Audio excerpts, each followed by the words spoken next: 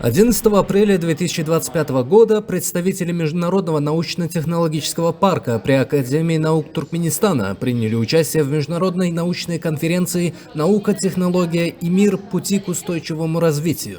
Мероприятие собрало экспертов из разных стран, объединив ученых, инженеров и представителей академических кругов для обсуждения актуальных вызовов, стоящих перед глобальным научным сообществом. Основное внимание было уделено вопросам научно-технического прогресса и разработки инновационных решений, направленных на обеспечение устойчивого развития. Конференция стартовала с пленарного заседания, в рамках которого выступили ведущие международные специалисты. Далее работа продолжилась в 5 профильных секциях. Участие делегации из Туркменистана стало важным вкладом в развитие международного научного диалога. Подобные мероприятия способствуют укреплению научных связей, обмену знаниями и продвижению стратегических инициатив в области науки и технологий.